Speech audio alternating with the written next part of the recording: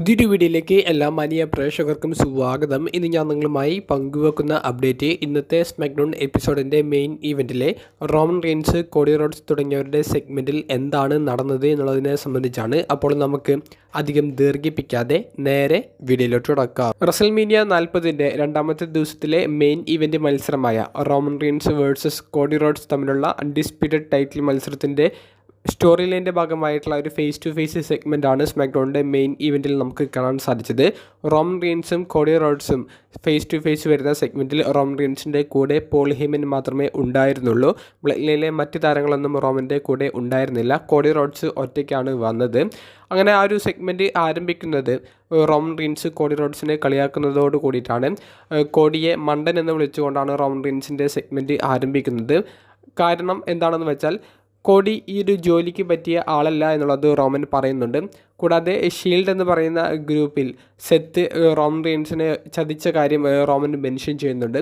അതുപോലെ സെത്ത് നിന്നെയും ചതിക്കുമെന്നുള്ളതും റോമൻ പറയുന്നുണ്ട്. സെത്തിനെ ഒരിക്കലും വിശ്വസിക്കാൻ സാധിക്കില്ല എന്നുള്ള ഒരു സൈക്കോളജിക്കലായിട്ടുള്ള ഒരു വാക്കാണ് റോമൻ ഉപയോഗിക്കുന്നത്. അപ്പോൾ അതിനുള്ള ഒരു മറുപടി കോഡി കൊടുക്കുന്നത് സെത്തിനെ വിശ്വസിക്കാമെന്ന് പറഞ്ഞുകൊണ്ടാണ്. എന്നാൽ ബ്ലഡ് ലൈൻ ഗ്രൂപ്പിൽ ആരാണ് യഥാർത്ഥത്തിൽ ഇൻചാർജ്, അത് ട്രൈബൽ ചീഫാണോ, ഫൈനൽ ബോസ് എന്ന് സ്വയം വിളിക്കുന്ന റോക്കാണോ എന്നുള്ളതും മറിച്ചും ഒരു സൈക്കോളജിക്കൽ ചോദ്യം പോലെ കോഡി ഉന്നയിക്കുന്നുണ്ട്. ആരാണ് തീരുമാനങ്ങൾ എടുക്കുന്നത്? നിനക്ക് റസൽമീനിയയിൽ റോക്കിനെ വിശ്വസിക്കാൻ സാധിക്കുമോ എന്ന് ചോദിച്ചുകൊണ്ട് റോമൻ റെയിൻസിനെതിരെ ആ ഒരു പ്രയോഗം തന്നെ തിരിച്ചും കോഡി ഉപയോഗിക്കുന്നു. അങ്ങനെ അവസാനം കോഡിയോട് പറയുന്ന റോമൻ റെയിൻസിൻ്റെ വാക്കുകൾ നമ്മൾ നോക്കുകയാണെങ്കിൽ കോഡി റോഡ്സ് നമ്പർ 2 മാത്രമാണ്, നമ്പർ 1 റെസ്ലർ അത് താനാണെന്നും അത് ഒരിക്കലും ആയില്ല എന്നുള്ളതും ഗ്രേറ്റസ്റ്റ് നമ്പർ 2 റെസ്ലറായി നിനക്ക് ഇവിടെ തുടരാം എന്നുള്ളതും കോഡിയോട് പറയുന്നുണ്ട്. അപ്പോൾ കോഡി പറയുന്നത് റസൽമീനിയയിൽ റോമനെ പരാജയപ്പെടുത്തിക്കൊണ്ട് നമ്പർ 1 പൊസിഷൻ എടുക്കാൻ ഞാൻ തയ്യാറാണ് എന്നുള്ളതാണ്. നിന്നെ പരാജയപ്പെടുത്തും എന്നുള്ളതും കോഡി റോമൻ്റെ മുഖത്ത് നോക്കി പറയുന്നു. അവസാനം നമുക്ക് നല്ല രീതിയിൽ പിരിയാമെന്ന് പറഞ്ഞുകൊണ്ട് കോഡി ഷെയ്ക്ക് ഹാൻഡിന് വേണ്ടി കൈ നീട്ടുന്നുണ്ട്.